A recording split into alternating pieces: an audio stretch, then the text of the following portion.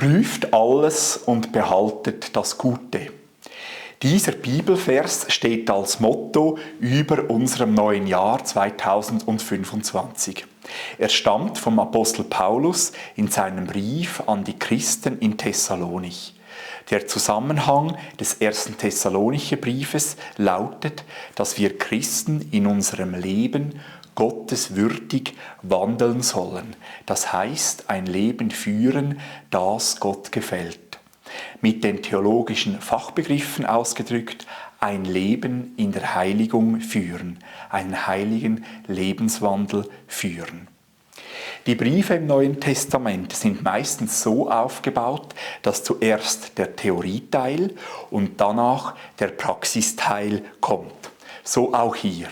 Am Schluss des ersten Thessalonicher Briefes folgen verschiedene praktische Anweisungen, die sich aus dem Theorieteil ergeben und die hochinteressante Auswirkungen auf den Kirchgemeindeaufbau haben. Paulus etabliert die Kultur der Wertschätzung und der Ehre. Er schreibt: Wir bitten euch aber, Brüder, Schwestern sind mitgemeint, dass ihr die anerkennt, die unter euch arbeiten und euch vorstehen im Herrn und euch zurechtweisen und dass ihr sie ganz besonders in Liebe achtet, um ihres Werkes willen. Haltet Frieden untereinander. Diejenigen, die Kirchen leiten, heißen je nach Kirche unterschiedlich. Kirchenvorsteher, Älteste, Kirchenpflege oder Kirchenrat. Alle, die eine Kirche leiten, leisten viel Freiwilligenarbeit. Der Dank ist oftmals klein, doch die geistlichen Herausforderungen sind hoch. Bitte bete regelmäßig für deine Kirchenleitung. An anderer Stelle nennt Paulus konkrete Kriterien für jemanden, der in der Kirchenleitung tätig sein will. Als eigene Zusammenfassung nenne ich 4 Punkte. Personen, die sich erstens charakterlich dazu eignen und im Glauben an Jesus gegründet sind. Dann zweitens diejenigen, die die Bibel lieben und die sich an sie halten wollen. Drittens diejenigen, die regelmäßig den Gottesdienst besuchen. Und viertens solche, die überhaupt Zeit haben für ein solches Engagement in der Kirchenleitung, wie zum Beispiel frisch Pensionierte. Eine Kirchgemeinde wächst, wenn sie gute diakonische und seelsorgerliche Angebote hat. Paulus schreibt: Wir ermahnen euch aber, Brüder, weist die Unordentlichen zurecht. Das sind solche, die unregelmäßig und zügellos leben. Tröstet die Kleinmütigen. Eine andere Bibelübersetzung sagt: Baut die Mutlosen auf. Die Kleinmütigen und Mutlosen sind diejenigen, die niedergedrückt sind. Wenn jemand nur noch wenig Leben oder wörtlich eine kleine Seele in sich hat. Diejenigen, die fast am eigenen Leben verzweifeln. Die Einsamen, Süchtigen und Hoffnungslosen. Nehmt euch der Schwachen an. Das sind diejenigen ohne Stärke, die kraftlos sind. Wir können Hilfe zur Selbsthilfe leisten. Dadurch machen wir andere Menschen nicht von uns abhängig, sondern geben ihnen die Starthilfe, damit sie ihr Leben wieder mit Gottes Hilfe aktiv gestalten können. Seid langmütig gegen alle.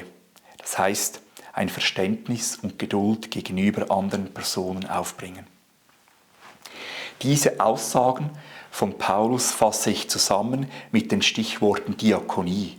Darunter verstehe ich die praktische Hilfe und die Seelsorge. Darunter verstehe ich das Angebot der Sündenvergebung von Jesus zu erklären, sowie geduldig den Nöten anderer Menschen zuzuhören.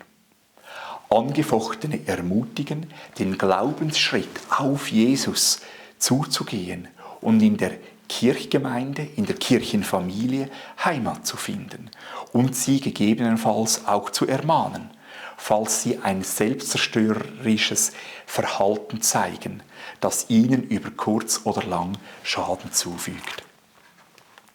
In einer Kirchgemeinde können neben der Jugendarbeiterin, der Diakonin, der Kirchenleitung und dem Pfarrer auch Freiwillige aktiv werden in den Bereichen der Diakonie und der Seelsorge. Hauskreise sind dafür eine treffende Möglichkeit. Hauskreise sind Treffen bei jemandem zu Hause oder in den Räumlichkeiten der Kirche. Sie finden entweder monatlich, 14-täglich oder wöchentlich statt. Einige am Nachmittag und andere am Abend. In den Hauskreisen liest man gemeinsam in der Bibel, man betet für die persönlichen Anliegen, singt christliche Lieder und hilft einander. Neben den Hauskreisen gibt es auch die Möglichkeit, 2 spezielle Gruppen zu gründen für die Diakonie und die Seelsorge. In unserer Kirchgemeinde heißt die Gruppe für die Seelsorge heißt Besuchsdienst. Das sind Menschen, die gerne andere besuchen, die können sich melden und dann alle 3 Wochen einen Besuch bei einer einsamen Person abstatten. Entweder bei ihr zu Hause oder im Altersheim. Einmal jährlich biete ich, also der Pfarrer, eine interne Weiterbildung im Sinne einer Intervision an. Bei dieser Weiterbildung geht es darum, dass die Besuchenden ermutigt werden in ihrem Dienst und dass sie auch schwierige Situationen ansprechen können. Und wir beten auch jeweils füreinander. Die ehrenamtliche Diakonie trägt in unserer Kirchgemeinde den Namen Wegbegleitung. Das ist unentgeltliche Hilfe für Menschen in einer Notsituation. Falls beispielsweise jemand erkrankt ist und jemanden benötigt, der mit ihm mit dem Auto zum Arzt fährt. Beide Projekte brauchen eine Startphase, aber es lohnt sich, denn sowohl die Diakonie als auch die Seelsorge wirken weit in die Bevölkerung hinein und zeigen allen, dass der Glaube an Jesus keinen Selbstzweck darstellt, sondern die Liebe von Gott allen Menschen gilt. Zudem verleihen sie unserem christlichen Glauben eine hohe Glaubwürdigkeit, wenn wir uns um die Menschen in unserer Nachbarschaft kümmern. Paulus listet auch die Feindesliebe auf. Seht zu, dass niemand einem anderen Böses mit Bösem vergilt, sondern strebt allezeit dem Guten nach, gegeneinander und gegen alle. Wir sollen unsere wertvolle Zeit für das Positive und nicht für das Negative nutzen. Der Weg zur Feindesliebe kann ein längerer Prozess sein, besonders wenn wir tief verletzt wurden oder wenn uns jemand Geld oder unser Erbe gestohlen hat. Aber dieser heilsame Prozess der Vergebung kann heute in deinem Leben beginnen, weil Jesus auch dir alle deine Schuld erlassen hat. Freut euch alle Zeit, sagt Paulus. Diese Aufforderung kann uns geradezu wütend machen, wenn wir uns in einer schwierigen Situation befinden.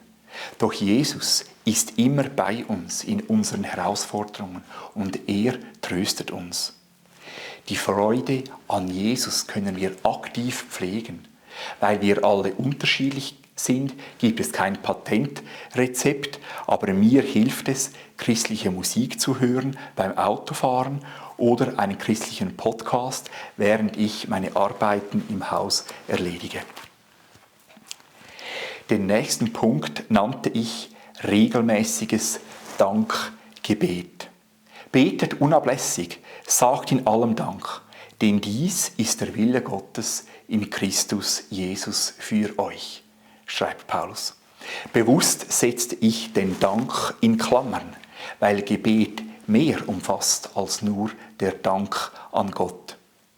Auch Gott anzubeten, ihn zu loben, die eigene Schuld zu bekennen, für andere Menschen zu beten, Fürbitte zu leisten, Klagen vor Gott bringen, sowie seine Rachegebete äußern, sind weitere biblische Gebetsarten.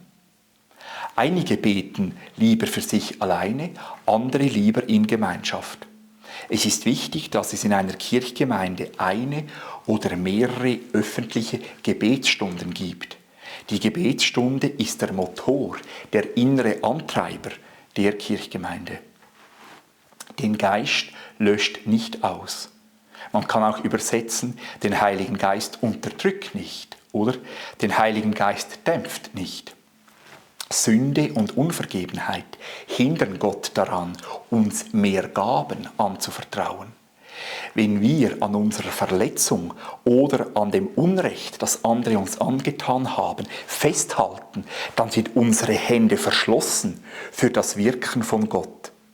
Das einfache Gebet von Niklaus von Flüe kann hier Linderung verschaffen. Mein Herr und mein Gott, nimm alles von mir, was mich hindert zu dir. Mein Herr und mein Gott, gib alles mir, was mich führet zu dir.